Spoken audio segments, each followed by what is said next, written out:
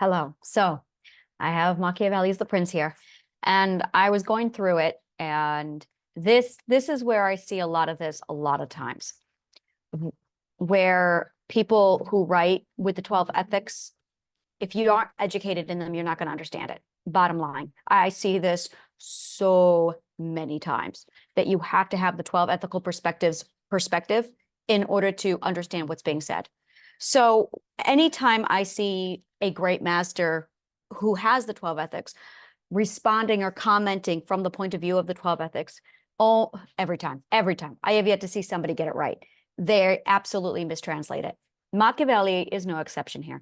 What he explains in chapter 5, the way to govern cities or dominios that previous to being occupied lived under their own laws. He's basically explaining in this chapter and in one other, there's two different points of views, and when you merge them, when you integrate them, which is the 12 ethics, is the integration of them, you learn that it becomes a different point of view. The 12 ethics is the integration of points of views. So you have each one of these perspectives, but it's the integration of the perspectives that gives you a new perspective. And it's the integration, it's the integrated perspective that must be reflected on. And this is what everybody who lacks this knowledge keeps missing. So as a result, the interpretation is wrong because the individual will read one line, but they're not integrating the perspective to get the actual perspective.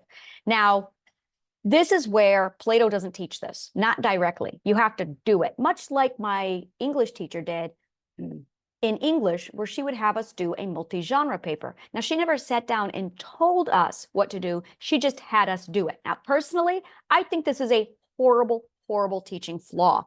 And yes, this is where I'm absolutely reprimanding Plato, because had Plato written this down, the information never would have gotten lost.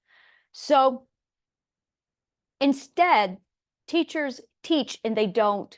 It's a teaching myth that if you don't discover it, then you won't integrate it. And that is absolutely not true. That is not true. That's like saying you can't do math unless you reverse engineer your own mathematical academic discipline.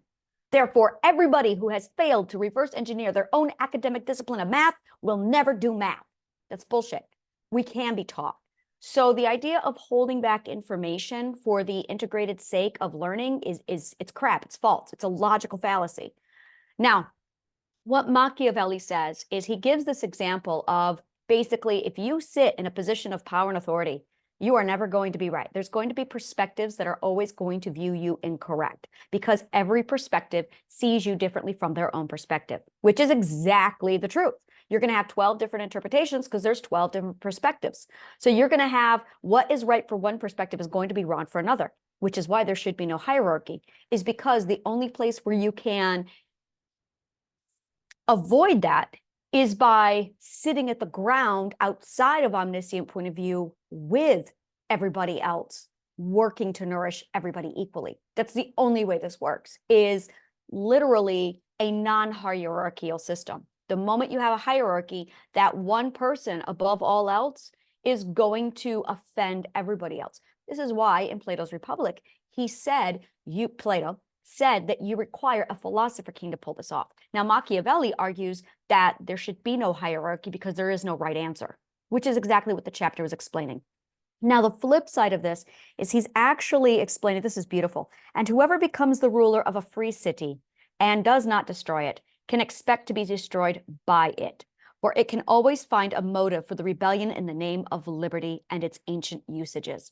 Now, bottom line, it means that a society that thrives must be left alone to rule itself.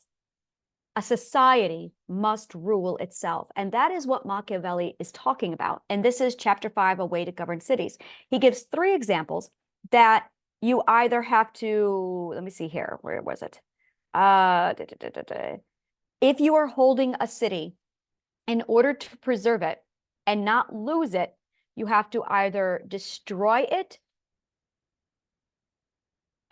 you have to despoil them, live there in person, or allow them to live under their own laws, taking tribute of them, creating within the country a government composed of a few who will keep it friendly to you.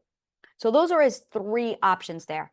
And then he gives examples of how the Roman Empire did this with Sparta and Athens and Greece, and how that evolved for them. So when you take that and you combine it with a hierarchical system and you integrate those two opinions, that is where you get the actual opinion of what he's trying to say.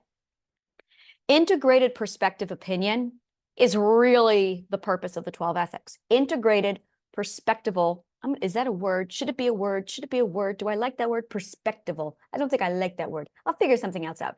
But integrated perspective opinion is really what one needs to go for when you are learning the 12 ethics.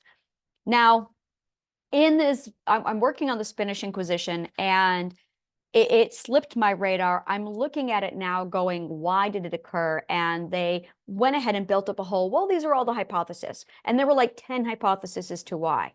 Now, when I got to the philosophy and religion, I went, now, there you go. And I did not have to look for it. It was like in the first sentence that I saw Machiavelli, and I went, there it is. There it is right there. So I'm going to dig deeper. Like this is one of the things I love about this is me actually doing the research while I'm building this thing. The Spanish Inquisition completely slipped my radar with 12 ethics because, well, I didn't see anything of the 12 ethics arise because there was no great rising, anything coming up that made me red flag it to say, oh, there's the 12 ethics. They imperialized because they had this knowledge. So I'm digging into it now to see why they imperialized it, but it looks like it was all political. So it looked like it was preemptive. That's what it looked like. It looked like it was preemptive, but again, I'm not quite sure. I have to do more research on it. So I went ahead and I'm putting it on this is where the 12 ethics, because Machiavelli did show up at that time and he did have the 12 ethics. Every great book contains the 12 ethics, every single one of them. That's why they lasted through time. It's very much this is deep philosophy that crosses over into Christ's work. It is said that anything you create out of the 12 ethics, which is love itself, will be eternal. Oh, how nice. The healing garden will be eternal. And as a result, every book that is written that contains the 12 ethics will be eternal. So if you create something with the 12 ethics, it will last forever, which is why Homer's Iliad is still around today, 4,000 years later, is because it contains the 12 ethics, which is why as soon as you put the 12 ethics into it, it's going to stay forever, every single time. And that's why if you read the great books and you know about Plato's work in the 12 ethics, when you put the two of them together, the great books with Plato's work, that's when you see it. And that's when all of history lights up like a huge beacon. So I'm going to go ahead and get back to the Spanish Inquisition and the timeline now. So thank you so much. And may the kindest of words always find you.